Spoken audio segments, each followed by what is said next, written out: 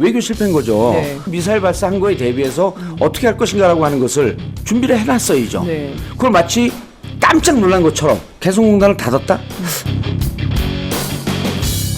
의도가 있는 행위로 보인다. 개성공단 닫기 전에 그날 아침에 이병기 실장이 네. 비서실장이죠. 국지전으로 갈 가능성이 있다. 후방 테러에 관한 위험성이 있다. 국제 테러 조직과 연계할 수 있다. 네. 이 얘기를 한 거예요. 네. 그래서 이게 제가 신문까지 가져놨습니다. 이게 도대체 뭐지? 네. 북은 국지전을 벌일 생각이 없습니다. 북은? 예. 어떻게 아세요? 혹시 북한과 내통하는 세력 아니야? 목함 지뢰 사건을 보면 알죠. 남북한의 갈등 관계를 무척 평화적으로 해결하려고 노력을 했다. 라는 기조가 지금 안 바뀌고 있습니다. 그럼 국지전이라고 하는 것은 뒤집어 보니까 이쪽에서 원하고 있는 상황 아닌가? 남쪽이 국지전을 원한다고요? 원하고 있는 상황이니까 우리가 북풍이라 그랬잖아요. 네. 총풍이라 그랬잖아요. 근데 네. 그리고 딱 들여다 봤더니 이병기 비서실장이 네. 국정원 차장 시절에 총풍 사건의 또 주역이에요.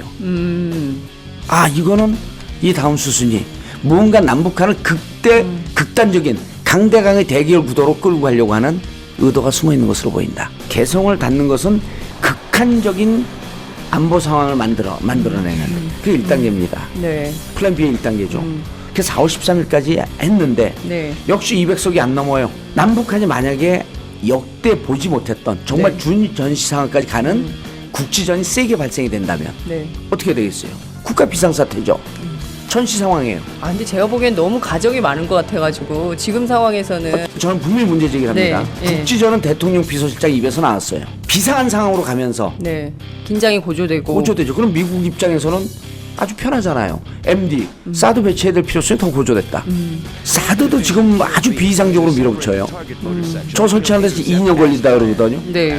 대구 주민들까지 나섰어 이제 반대한다고 대구에 설치한다 그러니까. 왜냐하면 반경 15km, 5km, 15km가 이게 주민들 다 나가야 되죠. 소개해야 되고 네. 국전적 전쟁 상황 네. 이런 얘기를 왜 했지? 그리고 개성공단을 저렇게 느닷없이 왜 닫았지? 결과적으로는 그냥 몸만 나올 수밖에 예. 없는 거의 다 무슨 뺏긴 피난민처럼. 거 아니에요? 다 뺏긴 거죠. 그렇죠. 그리고 이제 상황을 한번 거기 뒤집어 보시죠. 동결 조치를 했기 때문에 예. 조선일보는 그렇게 썼더라고요. 우리 세금 1조 원을 들인 개성공단 결국 북한의 작물이 됐다. 예. 뭐 이런 표현까지 쓰던데. 그럼 누가 잘못했다라고 하는 얘기는 거기 함의가 있잖아요. 네. 예? 그렇죠. 조선일보조차도 정말 이 정부에서 네. 급히 개성공단을 닫았을까요? 급히 닫았을까요? 개성공단 폐쇄와 관련해서는 저희가 어제 김진현 교수 인터뷰를 예. 통해서 확인이 됐지만 우리 정부는 개성공단 폐쇄를 상정하고 우리가 개성공단을 닫았을 경우에 발생할 수 있는 정치적, 경제적, 사회, 문화적인 파장에 대해서 연구 용역을 줬었습니다. 언제요? 이게 이명박 정부 때입니다. 비밀스럽게 준 적이 있었죠. 금강산 폐쇄시켰고 네. 남아있는 개성공단 하나 저거 어떻게든 할 의지들이 없지 않았었다.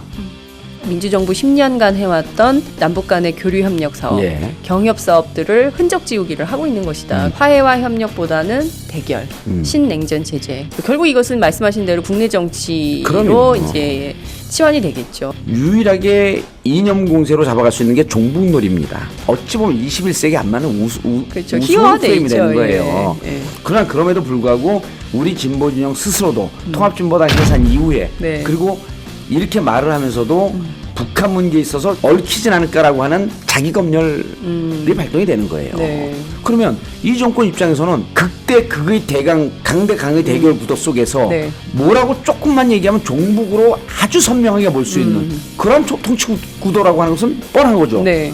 그게 가장 편한 거예요. 만약에 이명박 정권 5년이 심판대에 올라간다면 박근혜 정권 5년이 심판대에 올라간다면 4대강, 차원외교, 방산비리 이명박 정권에 있었던 것을 정권이 바뀐 다음에 도마 위에 올라서 이것을 샅샅이 조사하기 시작한다면 네. 저 같으면 잠이 안 올 것 같아요. 불안해서. 그렇다고 불안해서요. 네. 철저하게 정권을 유지하거나 재창출할 수 있는 길로 가는 길이 무엇일까라고 하는 것은 플랜 A, 플랜 B, 플랜 C, 플랜 D까지 다양하게 나오고 그것이 지난번에 얘기했던 컨틴전스 플랜. 예. 비상 상황, 예기치 못한 어떤 상황에 와서도 우리는 무조건 정권을 재창출한다.